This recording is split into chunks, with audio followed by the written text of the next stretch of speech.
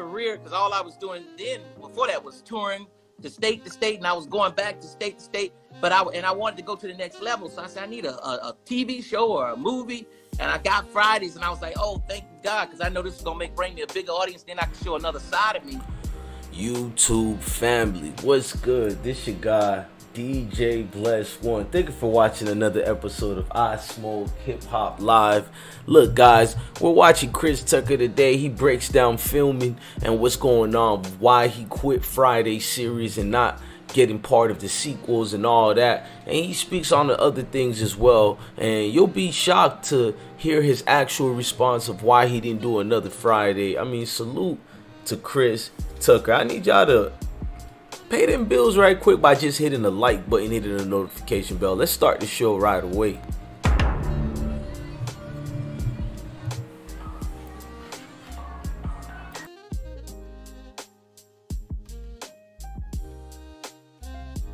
Are really like well, I know Cube want to do another one because Cube, of course, it's like, you know, he kind of created Fridays, and I was in the first one. Yeah. And Cube, after I did the first Fridays back then, I never thought about doing sequels. I always wanted to do a good job and keep moving to the next movie. So Cube asked me back in, I think it was 96 or 97. He's Chris, we want to do another Fridays, man. And I was just like, nah, I don't want to do another Fridays. I want to do like Eddie Murphy and them did. I want to do Money Talks. I did Money Talks and then eventually did Rush Hour. I said, I don't want to do another. And he said, what? You sure? I was like, nah, I don't want to do another. So he couldn't believe it, but he kept moving, and he got Mike Epps, and they went and did another one, and it was great. He did two of them, and they were great.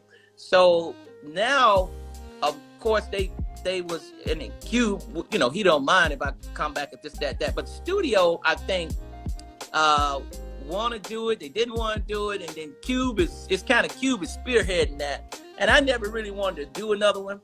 And I always said, because I know my fans love the movie so much, they always bring it up. I said, well, if they come to me with a great script, great idea, I'll definitely consider it. But I said it's been so long ago, and that character became such a great character. I don't want to mess it up unless it's really something good and we can really make it better, you know.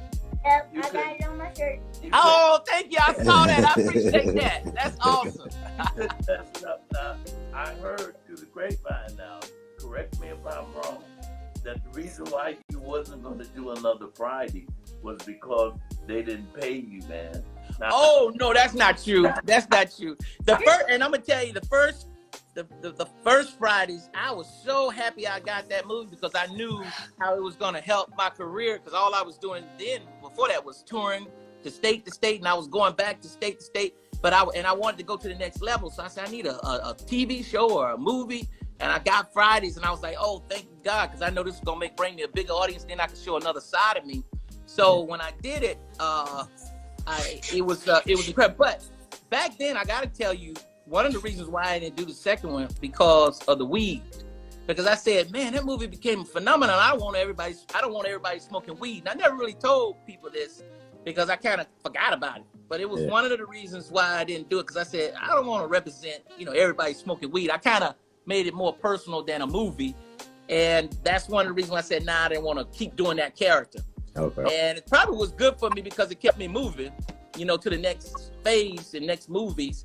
But that was one of the reasons. I said I didn't want to be get everybody smoking weed high in the world. So. Now, I just want to ask real quick. So, like, when you say a great script for Friday, because most of those movies are really, like, powered by the two leads, with you and Ice Cube, and then he went and got Mike Epps. So, like, what does, like, a great Friday script act like? What is it, like, what would you say would be like the great or the best Friday script or something like that for you? That's a great question, because you even made me think about it. It would be more like a great idea.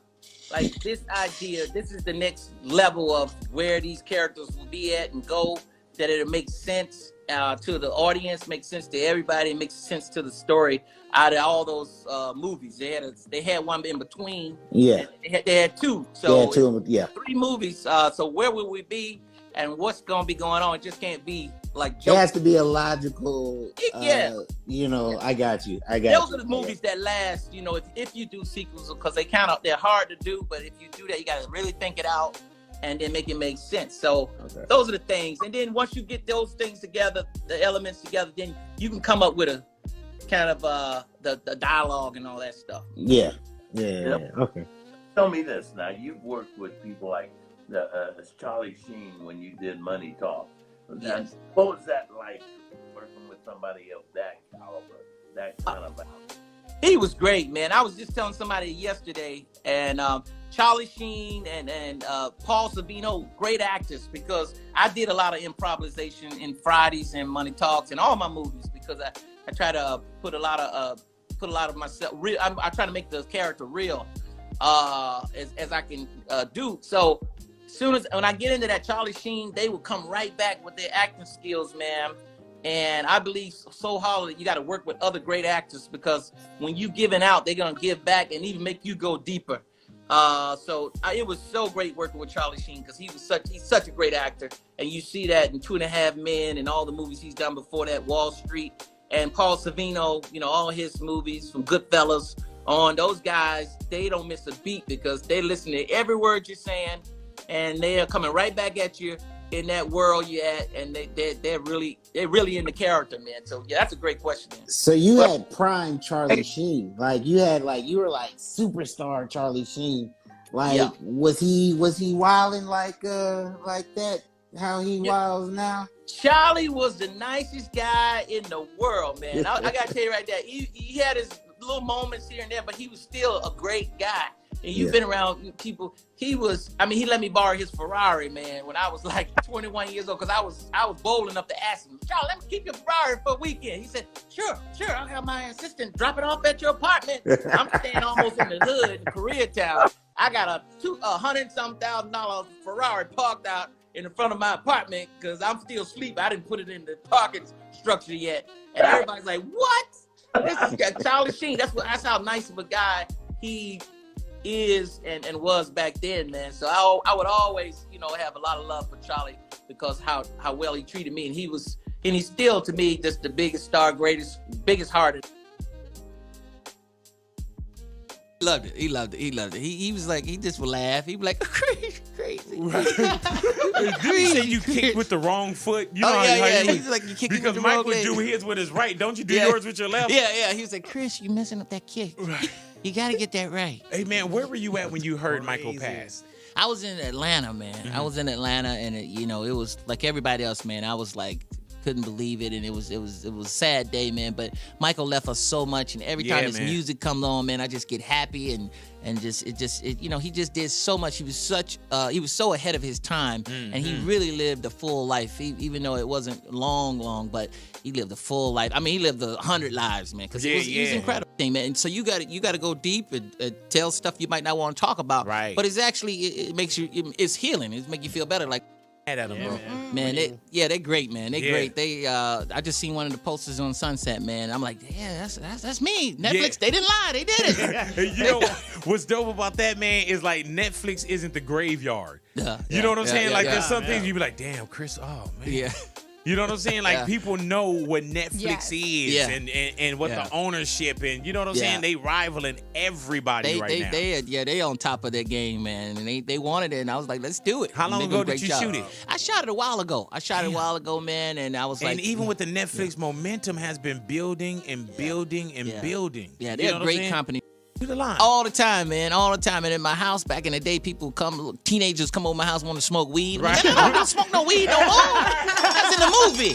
Get out of my yard before you get us both in trouble. Hey, man, do you feel like we put you in a time capsule, though? You know what?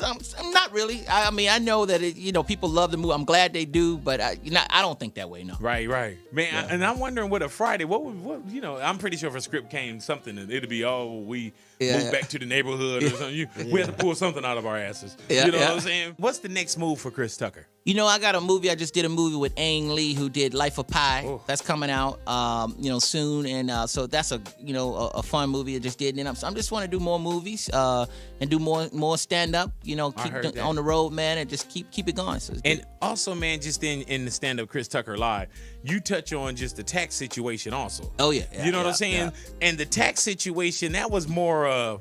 You know how you would trust somebody to do their job while you're over here doing your job? Was it that situation like, man, my job is to act? Yeah.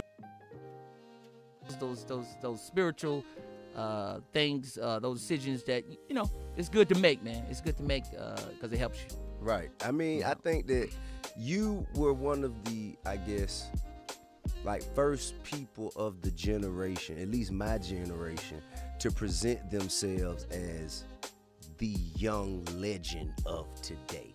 When you got on stage at Def Comedy Jam and said, I'm pissed off, man. Yeah. You know what I'm saying? Like from that point, I was talking to Donnell Rollins about that. And from that point forward, we knew you were going to be a star. Right. And I said, oh man, that made me become a man because a lot of people, everybody ain't gonna agree with you. I'm bringing a new product to market. That's right. They called me. I said, "Our rent due? Is our rent due?" It's crazy, man. When I did my first Tonight Show, I was on the TV show one time, and the kid I barely knew from high school called me and said, "Hey man, can you buy me a truck?" I said, "I only made $518." So you don't get all that money though. You got to pay taxes. That's half of it. Then you got to pay a lawyer because you got to have a lawyer. Then you got to take care of your family. A couple of cousins, Willie, Uncle Leroy. And you find you got relatives you didn't know you met before they come out. Oh man, I got so many new relatives. It's just so crazy. They come up to me, I'm your cousin. Your grandma know who I am. I'm your cousin. I said, no, you my grandmama cousin. She know you. I don't know you. Now, how is this one different from? Besides having a 2 in front of it, this one is different from the. Because you did this one in Hong Kong, right? Yeah, we did it in a couple of places. We did the beginning of it in Hong Kong, and then we came back to L.A., Los Angeles, then we went to Las Vegas. We just put everything, like sequels, you just put if you want to go on vacations, you write it in the script. You put all your vacation things in the script. So we said, hey, let's go to Hong Kong. How did you finish? Because, my fear is that all people in Hong Kong will think all Americans now are like Chris Tucker. Oh, man, Hong Kong. I was the only black person in Hong Kong. I was looking for black people. I said, where are the black people at? No black people, no. They thought I was Kobe Bryant, man. They didn't know who I was. Really? Kobe Bryant? It's like, Kobe, sign my autograph, Kobe. We love you. Where's Shaq? I was running, man, and I was over there. I got arrested in Hong Kong. You got arrested for what? Because they thought I was a spy, because they thought I had got off the spy.